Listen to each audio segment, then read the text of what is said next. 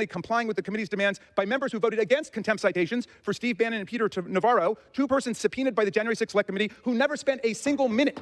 Could I have the gentleman's time has expired. I grant the gentleman an additional minute. Bannon and Navarro never spent a minute with the January 6th committee, never turned over a single document to our committee. These people had 0% compliance with Congress. They demonstrated true contempt, which is why they've been sentenced to jail. But Chairman Comer, in his wisdom, would hold the Attorney General of the United States of America in contempt for what I think is 100% compliance, but in any event is something like 98 or 99% compliance. If you think a federal official has not rendered proper compliance, you take them to court, you don't hold them in contempt, and it's rich beyond measure, like a billionaire rich, to be asked to hold the Attorney General in contempt by people who themselves received subpoenas to testify before the January 6th committee, who never rendered a single document nor a single minute of testimony to the January 6th committee. I urge Congress to reject this absurd motion, and I'm happy to yield back to the chairman.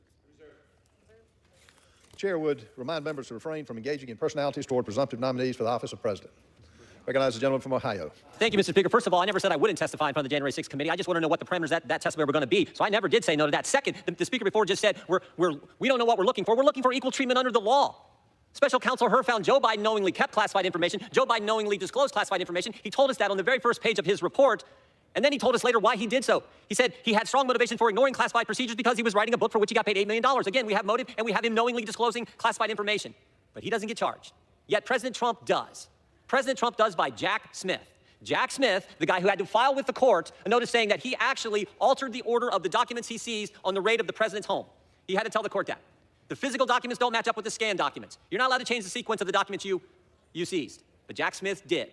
Jack Smith mishandled the documents he's accusing President Trump of mishandling. You can't make this stuff up. That's what we're focused on. And oh, by the way, we're in the midst of an impeachment inquiry. We're entitled to the best evidence. That's why we want the audio tape. With that, I yield 3 minutes to the chairman of the crime subcommittee, the gentleman from Arizona, Mr. Biggs. Thank you. I thank the gentleman for yielding. You know, during his testimony before the House Judiciary Committee, Special Counsel Hur stated that, quote, the evidence and the president himself put his memory squarely at issue, close quote. In his report, Special Counsel Hur noted that during both his and Zwanitzer's interviews with President Biden, the president's memory was significantly limited. President Biden has contested that. The Democrats contest that. But in reality, it's the failure to fully comply with the committee's subpoenas regarding the audio recordings of the Biden and Zwanitzer interviews that has hindered the House's ability to adequately conduct oversight over Special Counsel Hur regarding his investigative findings and the president's retention and disclosure of classified materials, and has impeded the committee's impeachment inquiry. So, the committee must assess whether the Special Counsel Hur's declination decision, which was based on President Biden's poor mental state, was consistent with the department's commitment to impartial justice, or whether legislative reforms are necessary regarding special counsel investigations because they are not leading to impartial outcomes. In short, the audio recordings would offer unique and important information to advance the committee's impeachment inquiry and inform the Judiciary Committee as to the need for legislative reforms to the operations of the department or the conduct of special counsel investigations. Those are legislative purposes, they are constitutional purposes, and they justify us getting the audio recordings. But they don't want the audio recordings to come forward. Why is that? It's odd, isn't it? Because the DOJ admitted in court filings 2 weeks ago that they actually did alter the transcript. They claim, oh, there's just filler information. Maybe there were duplicative words. There were blank pauses in there that were not noted in the transcript.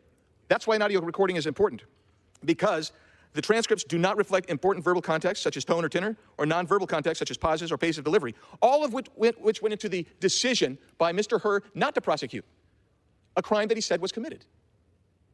That prosecutorial discretion is under review by our committee legitimately and constitutionally. We have the right to that audio recording. The department has said they're not going to give it to us. Odd. Because the cases that deal with requiring the audio recording to be turned over, the long skein of cases, they turn on various things like the audio recording is the best evidence. They say that. Odd.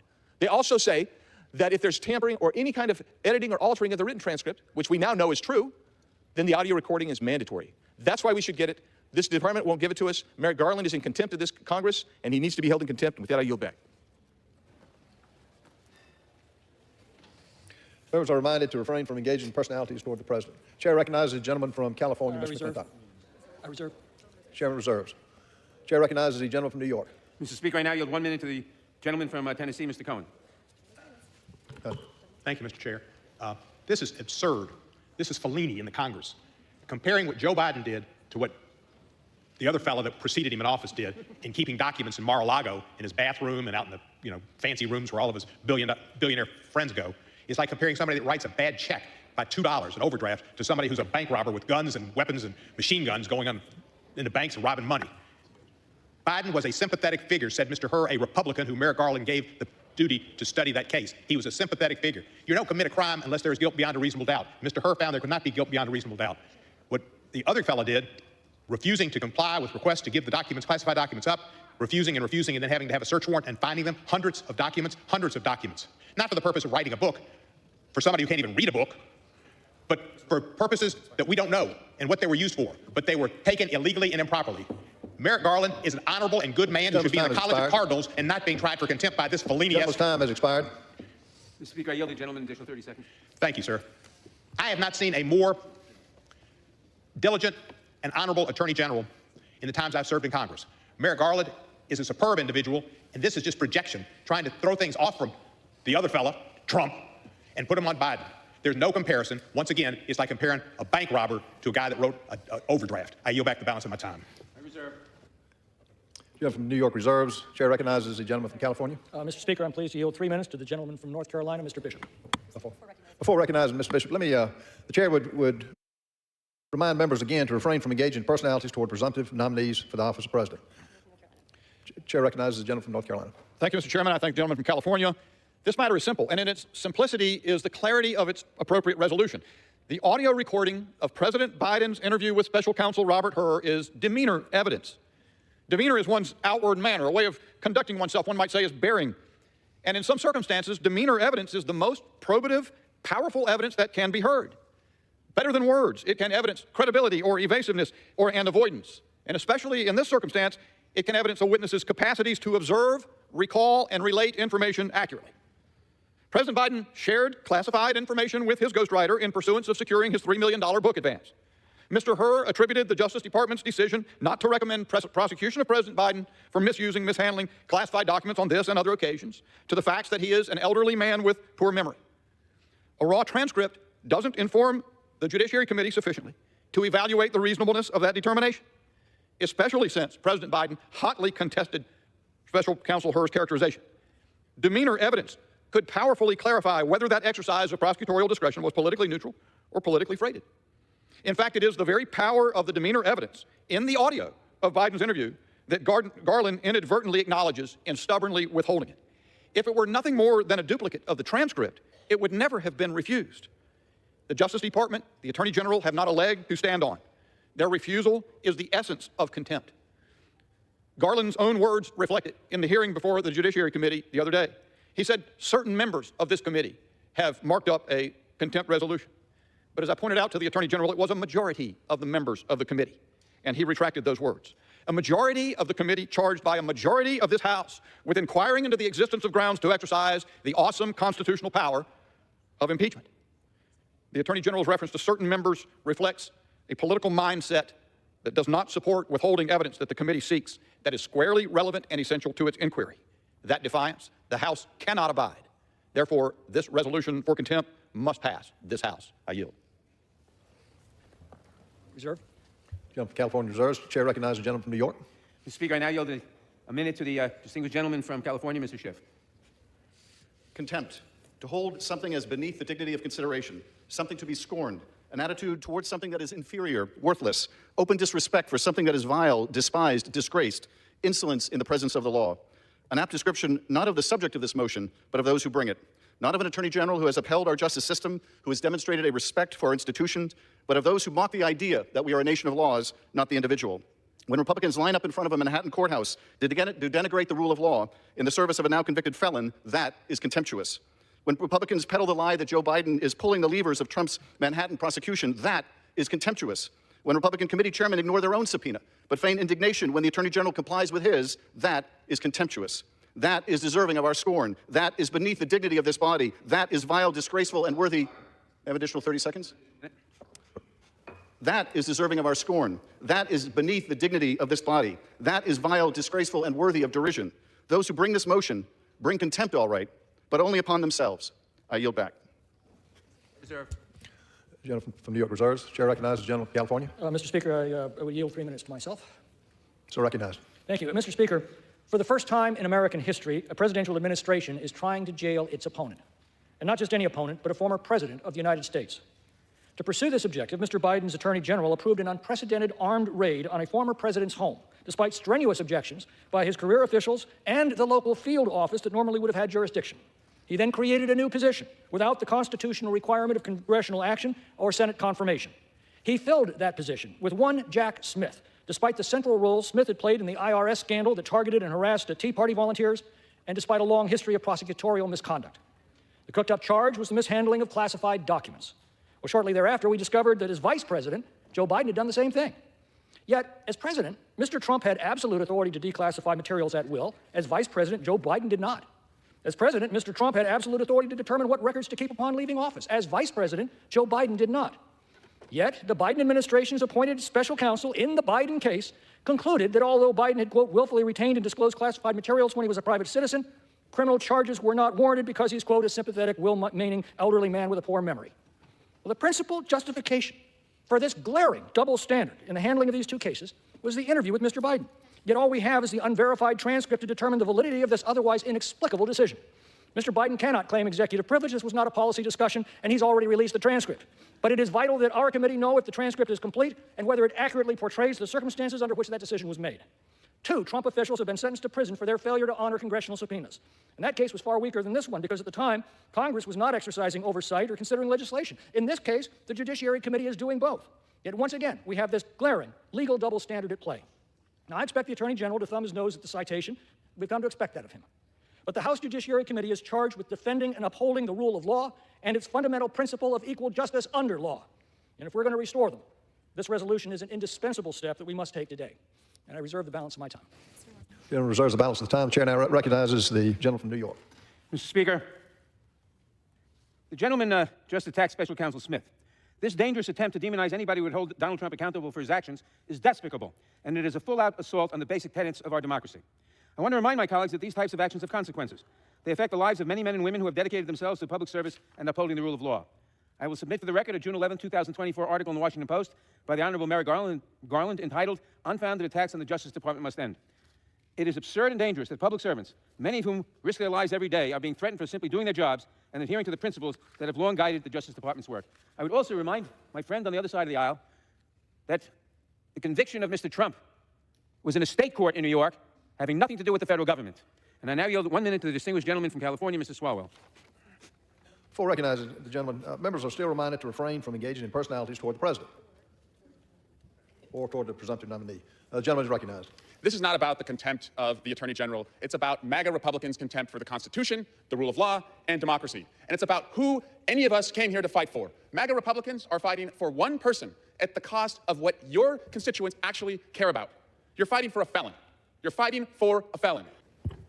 By the direction of the Committee on the Judiciary, I call up House Report 118-527. The clerk will report the title of the report. Report to accompany House Resolution 1292, resolution recommending that the House of Representatives find United States Attorney General Merrick B. Garland in contempt of Congress for refusal to comply with a subpoena duly issued by the Committee on the Judiciary.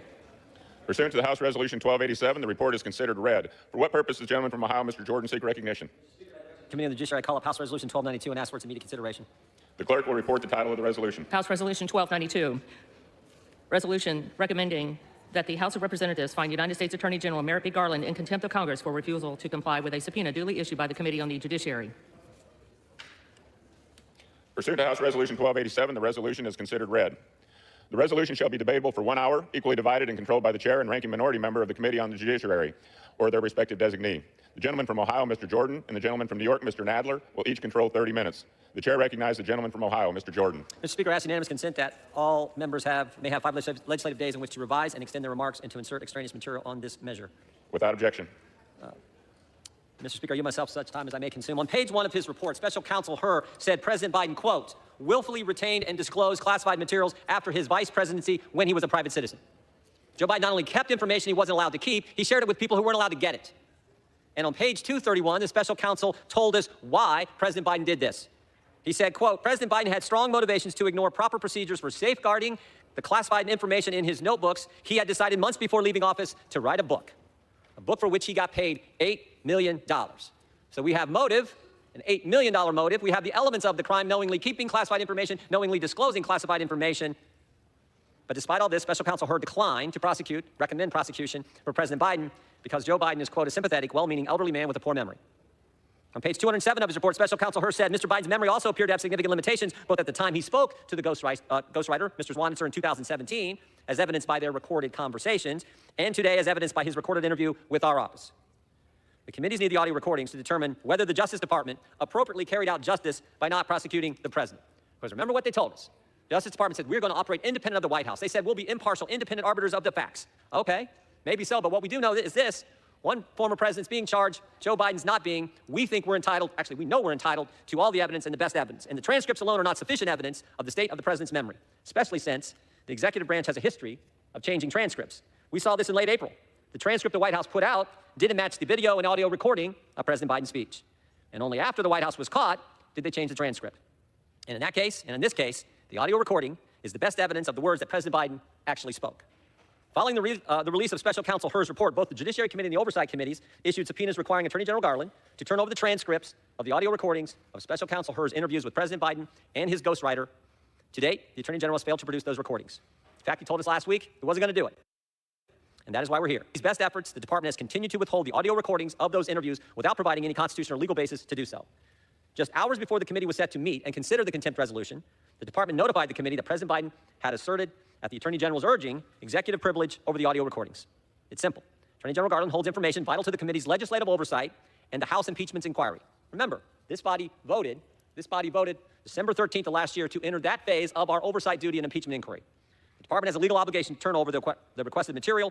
Attorney General Garland's willful refusal constitutes contempt of Congress. This resolution upholds the institutional power of the House by recommending that the House find Attorney General Merrick Garland in contempt of Congress for failing to comply with the committee's subpoena. Our oversight and impeachment responsibilities are too important to allow the Attorney General to willfully disregard this. I urge my colleagues to support this resolution, and we reserve the balance of our time.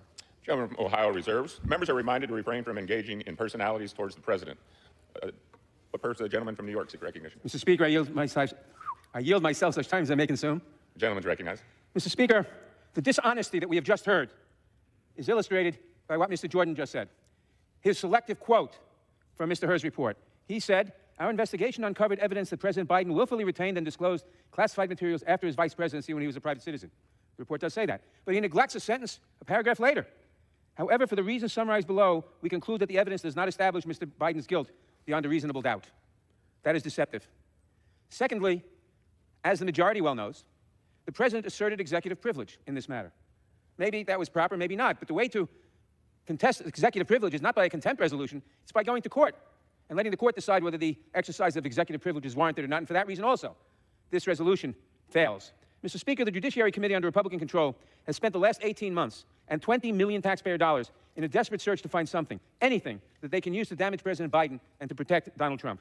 Other committees have gotten into the act as well, spending untold taxpayer money not to benefit the American people, not to feed hungry children, not to address our housing crisis, and not to improve our healthcare system, but on a single-minded quest to follow every right-wing conspiracy theory in the vain hope that it might lead to some evidence of wrongdoing. And what exactly have they delivered to the American people on their investment? Nothing. No evidence that the conspiracies are true, no indictments, no impeachment, no wins of any significance.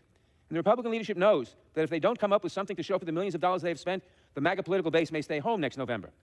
So they are scrambling in a desperate attempt to look like they have accomplished something. They were fervently hoping that Special Counsel Hur would indict President Biden for mishandling classified documents so that they could attack President Biden and misdirect the American people away from Donald Trump's treacherous handling of classified information. But the Special Counsel cleared Mr. Biden of wrongdoing for reasons that have nothing to do with Mr. Hur's gratuitous and widely contradicted comments about the President's memory. So what do our Republican friends do when an investigation turns up short? Simply put, they engage in fantasy. That's what they are doing here today. Unable to come up with any wrongdoing by the President, they have now trained their sights on the Attorney General. They accuse him of withholding key evidence, but the Attorney General has substantially complied with their every request. Sometimes he has been too responsive, in my opinion, given the obvious bad faith of the MAGA majority.